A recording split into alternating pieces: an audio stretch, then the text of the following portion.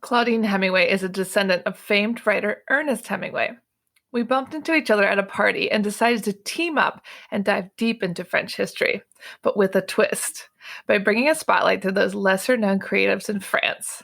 This is History with a Hemingway. Welcome back to Paris History. I'm Avec Hemingway. I'm back with Claudine, and today we're talking about Marguerite Steinheil. And I'll let Claudine take it from here, because if you're like me, I have no idea who she is.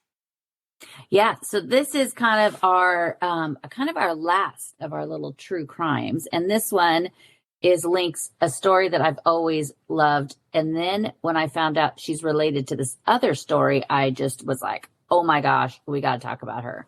So Marguerite Steinheil, she was born, her last name when she was born was Japy. Her father was Edward Louis Frederic Japy. He was an industrialist who was a descendant from the important Japy family, and the Japy and the Peugeot family, which you might not know Japy, but you do know Peugeot, and they were at the forefront of the industrialization of France. So a lot of money. Her mother, Emilie, was an innkeeper's daughter who found it very important to raise her daughter with the finest in education, manners, and with everything cultural, like the arts and everything. So she was the youngest. She had an older sister. In the town of Beaucourt in the Bourgogne-Franche-Comté is where they built the Japy factory that was created in 1777 by Edward's grandfather. They first focused on watchmaking, but he also made machinery that helped create ironwork, locks, pumps, utensils, and later even typewriters. So they're probably not in business anymore. But Japy purchased the land and the real estate and built a working class city. So much like in what's my favorite, Charlie and the Chocolate Factory.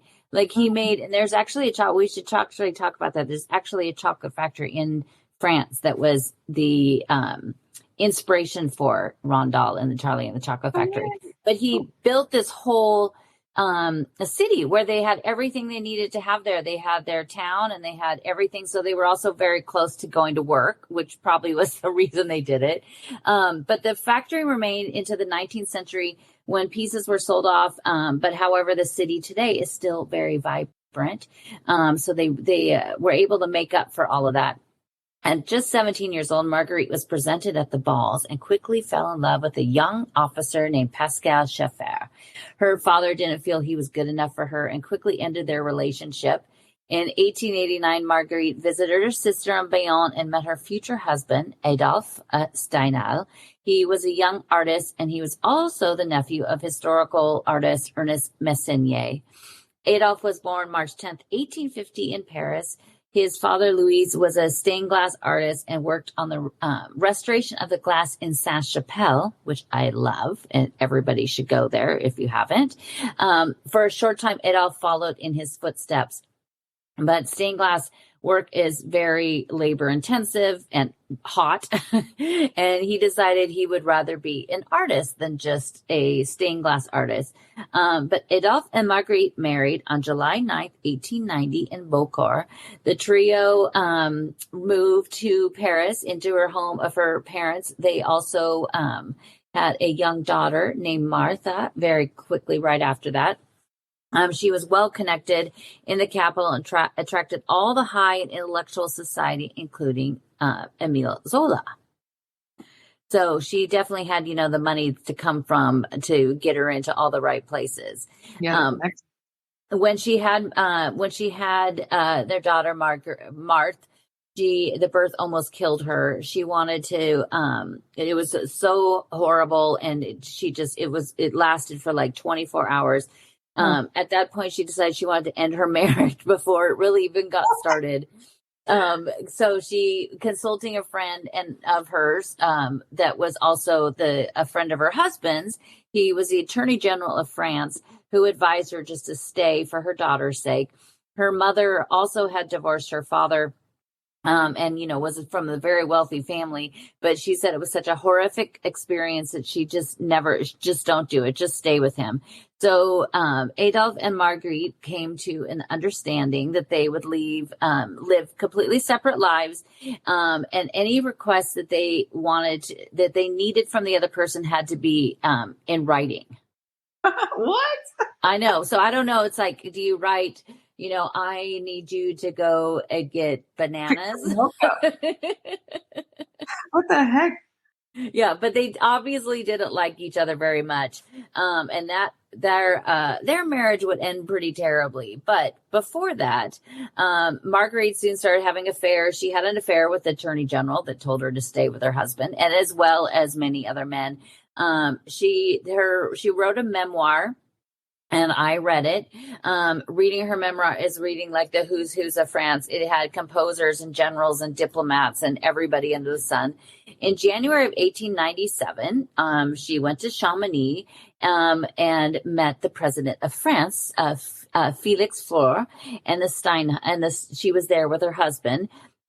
He ended up having a meeting with the president, Felix, and he commissioned him to do a portrait of the president.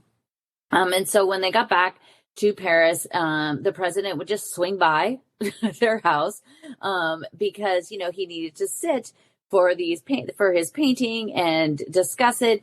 And they lived at the Impasse Ronsin, and it's just over here on the left bank. But the president would arrive, and many of the times he'd sit there with Adolphe, but he would ask to talk to Marguerite.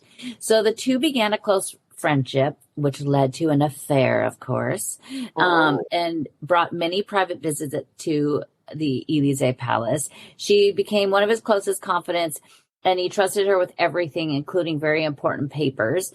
He called her Meg. So Meg, as she was called, was met by a private secretary when she'd come to Élysée Palace and would enter through the back garden gate on the corner of Rue de Colis and the Champs-Élysées and be taken into the Salon Bleu to meet with the president. Wait, who has an affair with the president? I love this. Yeah, well, I think a lot of people, over time, especially here in France. Yeah, but that's pretty cool. Yeah, but Élysée Palace, because that was, Madame de Pompadour lived there, and there's always been this rumor of a tunnel underneath it that Louis XV could use to go visit her. I believe it. That's I don't know. I'm sure there is. But Meg apparently didn't know about it. But according to her memoirs, she was there to help the president with his biography, and Faure showered her with gifts, including a really beautiful brooch and comb by Lalique.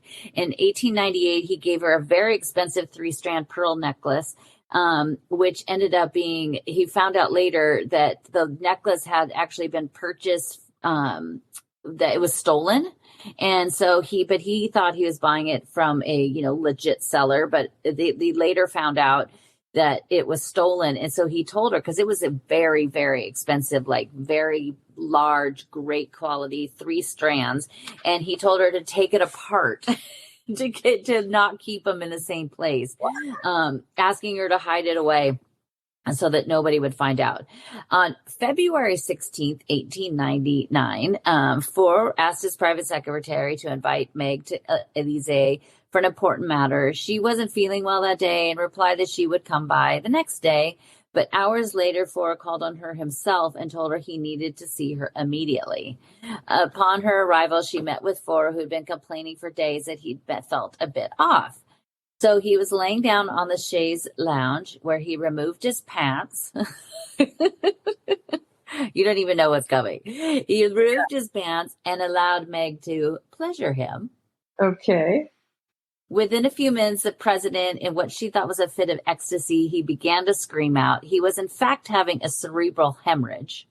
Oh, my God. When Meg realized, she cried out for help, but they had locked the doors, and she was trapped in his hand, was tied up basically in her hair. Oh. And so when they finally were able to break down the door and get in, they found that the president had died, and they had to cut her hair to get his hand out. What a nightmare. Mm-hmm. So that's one of my favorite stories, because there is his tomb is at Père Lachaise. And it's a huge bronze of a bed, and he's laying on the bed, and he's just on the left side of the bed, and he's kind of reaching his hand over. So it's like, is he looking for Meg? Oh, what a way to go, though. I know. No, I guess if you're going to go, that's the way to go. The entire matter was kept quiet, and only a very, very few people in the inner circle actually knew what happened and how he really died. But Marguerite was heartbroken, but she quickly moved on to the next gentleman that found her captivating. She was involved with a Cambodian king, Tisboith, and a Parisian singer, and the subject of Toulouse-Lautrec's painting Aristide Briand was often seen next to her. Just the popularity of her being the president's mistress had her as the talk all over town, and all of the men wanted to be with her. A 1908 exhibit of her husband's work in a gallery that was in the Marais had such a huge crowd the opening night, but they were really only there to see if Marguerite would be there. Not so much poor. She's like a superstar. I know she's a superstar. You know, we do. I mean, we love the courtesans. This might be next level. But in the early years, Adolf painted his wife, and the president even commissioned a painting of her for himself, which is weird. Hey, can you paint a painting of a naked painting of your wife for me? But they could barely spend any amount of time together. It didn't stop other artists that also used her as a model. Jean-Baptiste Auge used her as a model for, it's called the Muse de la Source. It's in the collection of the Musée d'Orsay, but it's not on display because, of course, I went there and looked it up and tried to find it. And sadly not on display. But I'll put a picture on my website. On May 31st, 1908, Marguerite's mother came to visit. She intended to arrive the day before, but pushed it off for a day.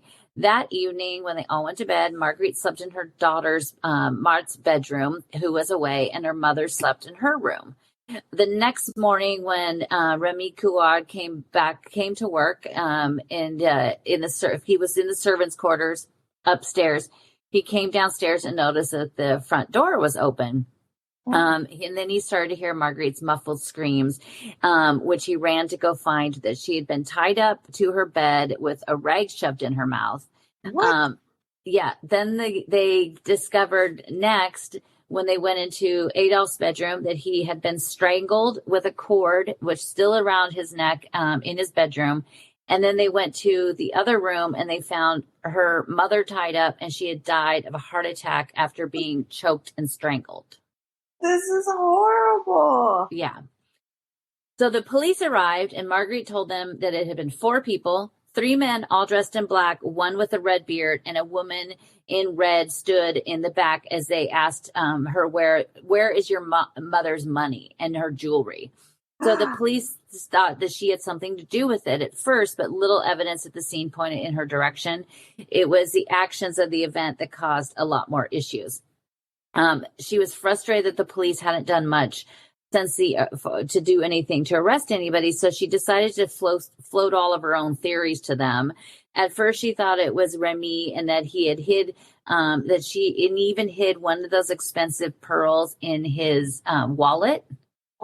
So, and then she went to the police and said, "Oh, it was him because he stole my jewelry."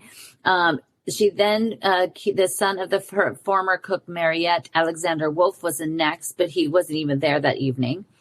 On November 8th, 1908, Marguerite was actually arrested and sent to the Saint-Lazare prison for 352 days, where they investigated her role in the crime, and that was when the relationship with the president was uncovered. Wait, so they blamed her completely, and she went to jail for a year without a trial? Well, while they were investigating it. That's a long time to sit in jail.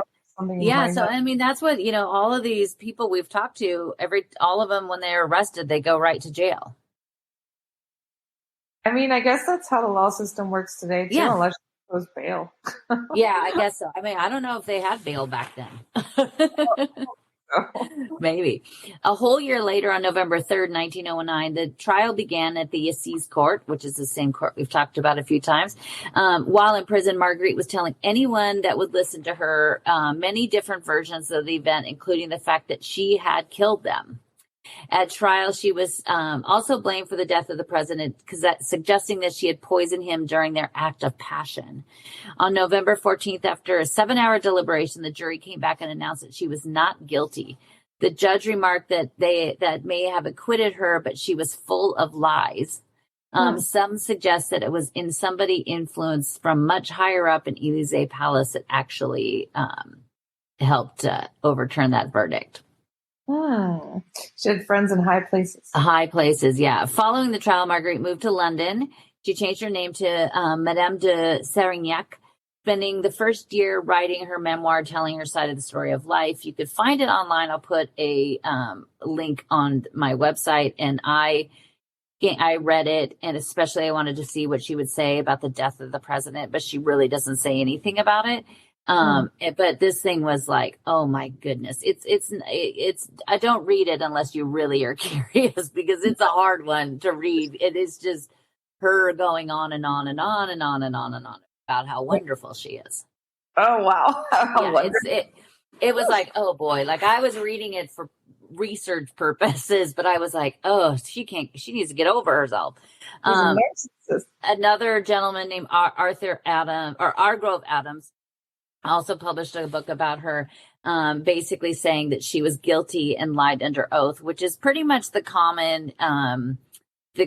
consensus about everybody that knows anything that's done research on this case, that she definitely did it and went and tied herself up because she was so sick and tired of her husband. Wow. Because they've never found anybody. So they never figured it out, but most people think that she basically murdered her whole family. Yeah. She petitioned to have the court intervene with Adams' book, but she was able to get it banned and removed from England. She did find love again and was married on June 26, 1917 to Lord Robert Scarlett, who was also the 6th Baron of Abinger, making Meg an official lady. Their marriage lasted just 10 years until he died in 1927. Marguerite and her daughter Marthe had a very strained relationship after the death of her father and grandmother.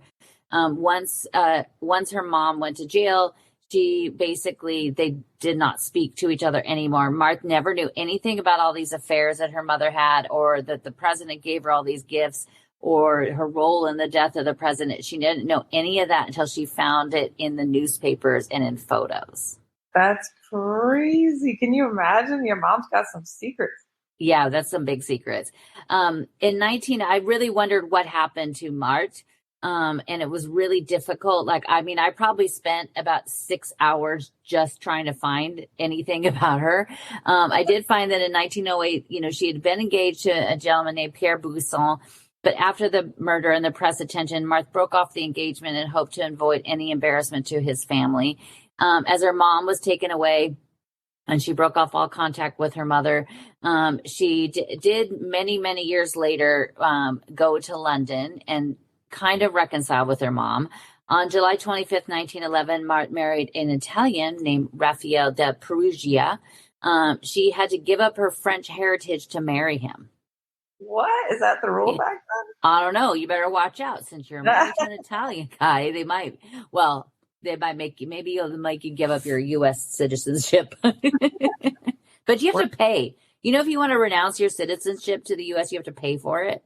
Yeah, and you can never get it back. Yeah, it's kind of interesting. Yeah. On December 2nd, 1912, in a newspaper I found online, it said that she had asked to be separated by the Italian government. Like, she actually had to, petition to the Italian government so she could separate from her husband. But then I found that she was still married to him. Raphael died on May 7th, 1915.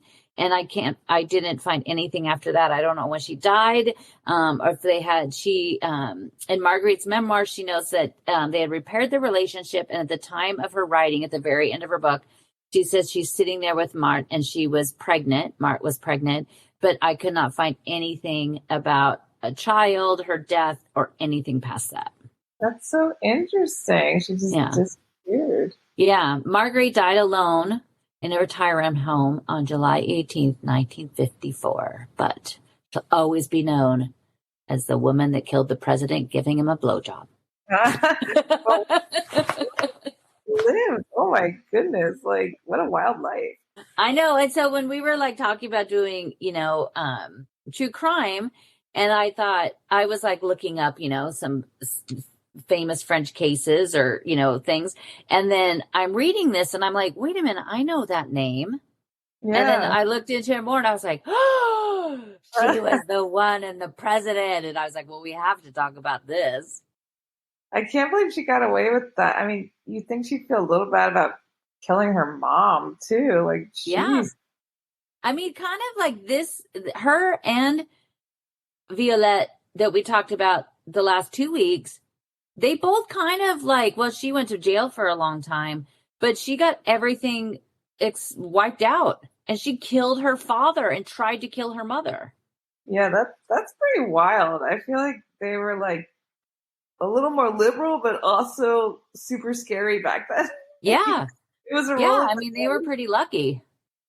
Yeah, you really didn't know what was going to happen. Yeah. Wow. Well, guys, make sure you tune in next week because I think it's our 150th episode. Am I right? It is. And we're going to have a special one about one of my favorite things. All right. Well, make sure you tune in, guys, for our 150th. And thanks so much for listening all this time. And make sure you check out ClaudineHemingway.com for more information. Thanks for listening today, guys. If you're interested in learning more about Claudine, her tours, history, and the beautiful photographs that she posts all over Instagram, tune into her website, ClaudineHemingway.com.